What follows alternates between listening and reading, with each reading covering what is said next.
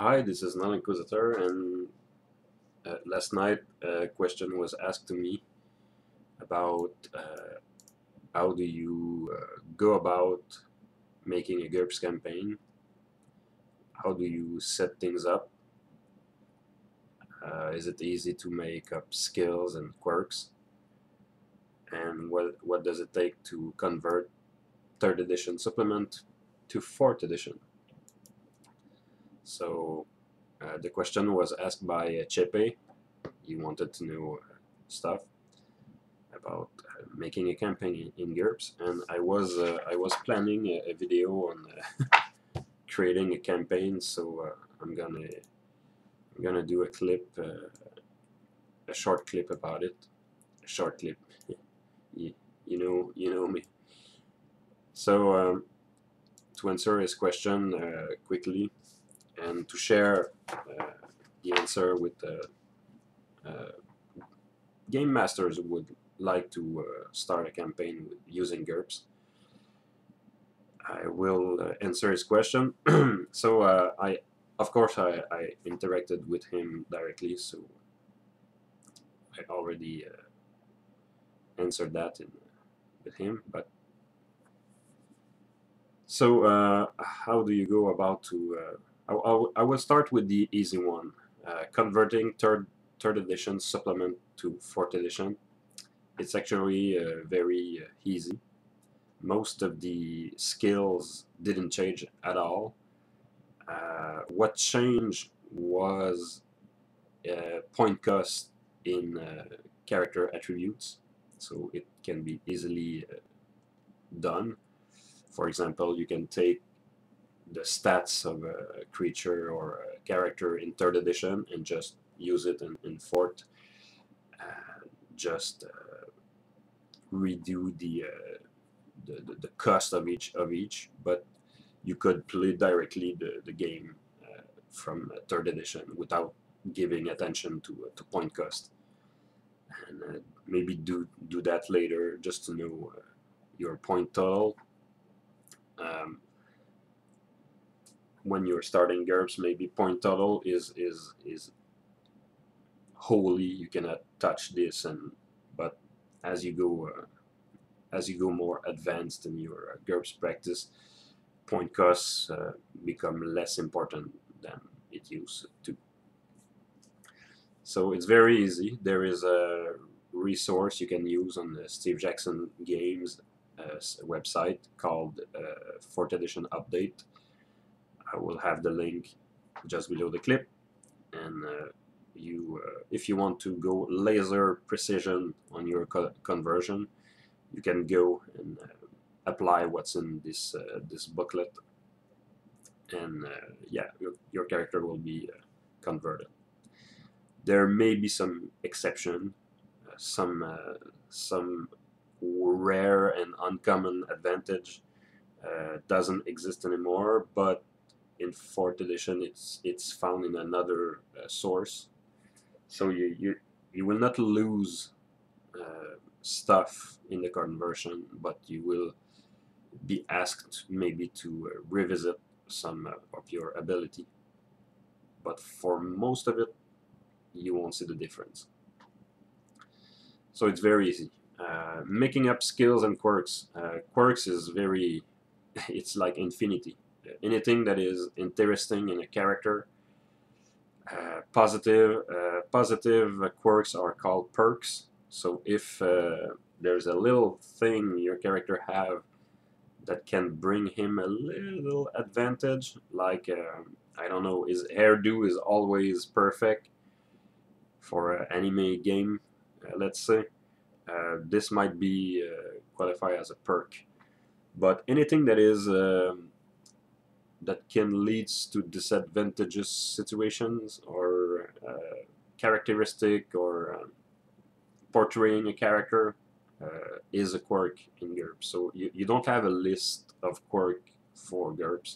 You have suggestion, but it is the most open aspect of the game. If your character is always humming when he's keeping himself occupied, that's a quirk. And if you play that quirk in game, you will receive points. Points for your performance. Yeah, and making skills, yeah, it's kind of easy. You have to you have to check out the skill list of GURPS first, because it's a skill-based game, so there is so many skills in the game already. So probably the skill you have in mind already exists in the book, probably. But if you didn't found this this skill you're looking for, or maybe you have a specific skill for your setting, which I did in my vampire game. I created I think three skills that I found my character needed.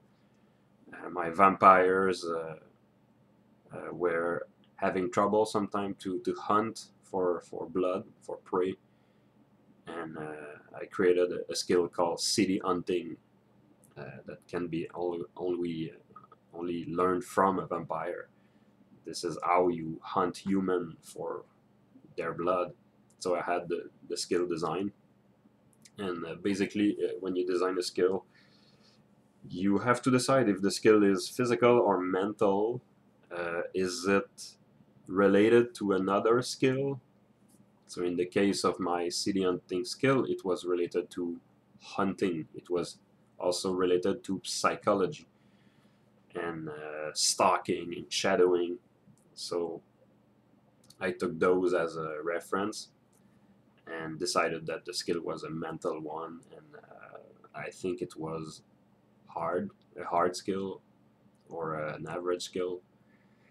Yeah, after deciding which category your skill is in, you have to just decide if the skill is easy, hard, average, or very hard, and that will give you the point cost of the skill you want to buy, if you want to buy the skill. So the biggest question he asked me is it's how you go about making a campaign. How do you set things up? I would say right from the bat that there is two ways I could recommend for creating your first GURPS campaign. If you're a beginning game master, I would recommend that, well, before those two ways of going about it, there is one important thing you should be conscious about the whole GURPS thing. It's that your ideas is the most important things ever. GURPS will not give you, like most games, a setting or a way to go about your campaign. There is supplements who could facilitate that.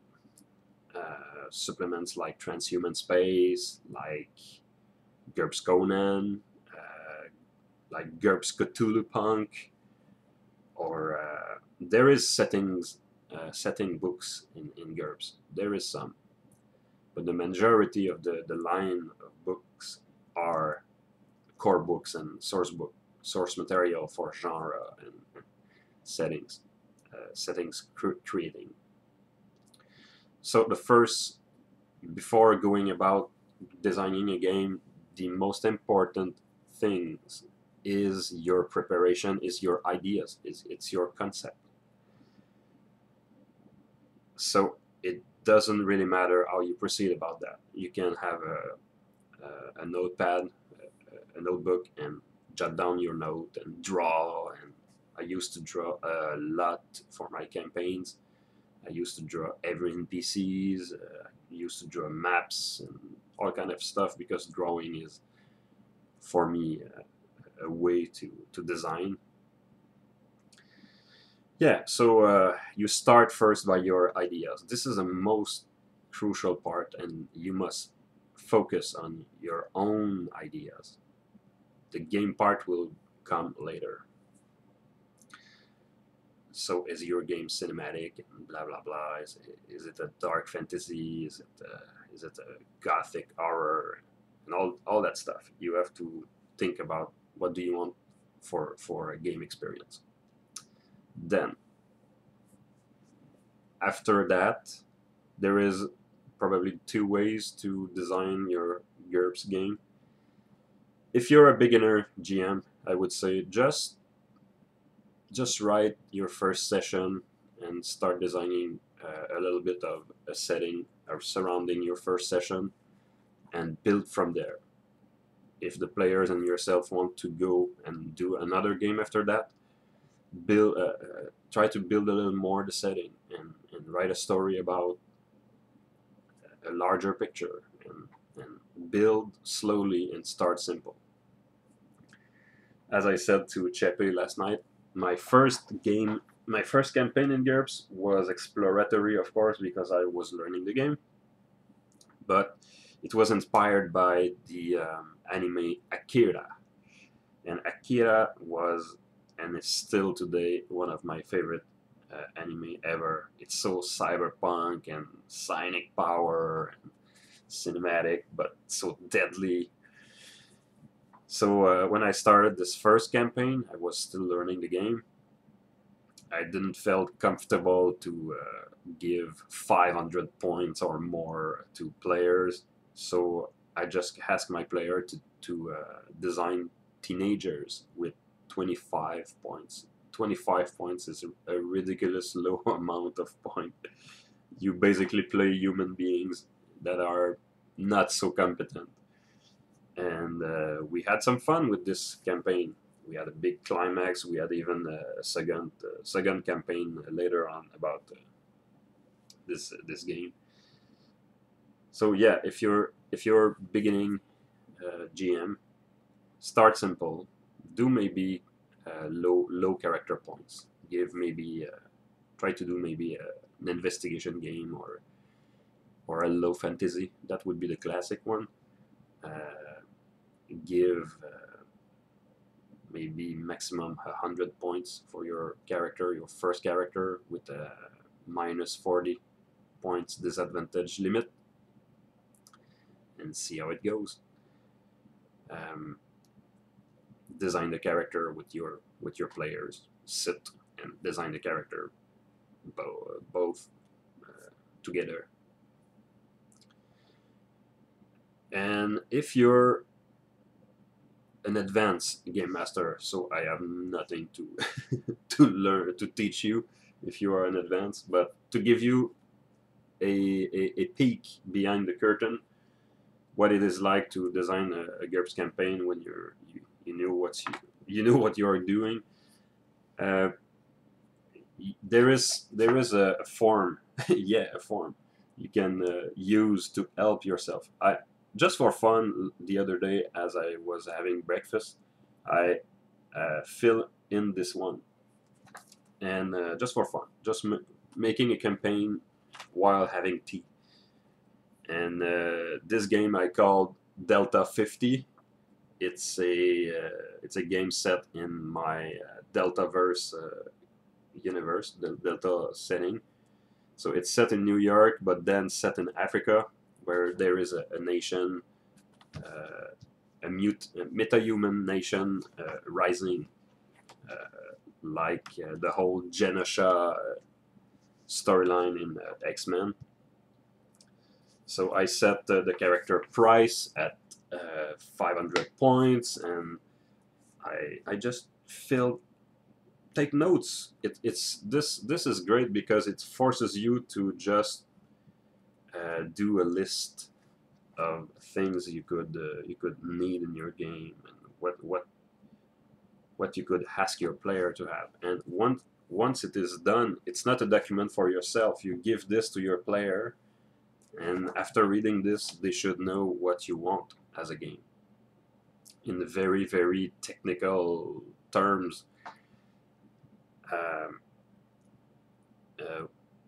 and this is a great technique, even if you're not using this form. It is, I call this blocking or listing. You take the the GURPS books, and you do a list of things you would like to see in your game, a list of advantage of disads you would like to see in the game. And you can also make a list of things you don't want to see in your game. You don't want, for example, characters who are berserk or bloodlust or have intolerance to a certain species or ethnicity. You don't want that in your game. So you take this and you place it in the list of things you will not allow in your game. So you block certain aspect of the game. And yeah. So yeah. So if you're a beginning, start simple and build like every other game. You can do this in other games too. And if you're the advanced, well, you know what to do, and you can use the campaign form to quickly design a campaign. And this is just the mechanical aspect of it. You will have to, of course, start first with your idea. This is the most important things. I will end this video now with just a quick example. A few years back, I had an idea for an Halloween game. I called this the Monster Bay series. And at the time, it was not a series yet. It was just Monster Bay. I had an idea for a game, an adventure. I drew a map of a region. I drew monsters on the map, and just for fun, as a mind map kind of situation. I was laughing, doing monster here. I placed a giant octopi in the bay near the village. I was like, funny, big octopus. So I designed kind of this map and visuals, and then the story came in my head while I was doing prep, and I said, okay, I'm gonna design this game. I know where the characters should be. They should be passenger in a bus, and the bus will have an accident, and they will be stuck in Monster Bay, this region that is secret. So I did that. Then I started to write the story, and after that I created some pre-gen by asking my players about their preference. So this is how I went to create a series, and each year now I try to do a Monster Bay game, and I did it for 3 years in a row now, and this is like a yearly campaign, and it's super fun. And each time I add stuff to this campaign, and this is a great example on how you can create a game. You can do it weekly, but it's the same. You just build on what you have done before. And my last game was a prequel, how the whole thing began in the 1940s. So now we played like the background of my campaign. So it was kind of fun. No, it was a blast. So thanks for watching, and yeah, short video, eh? Okay, see you, bye.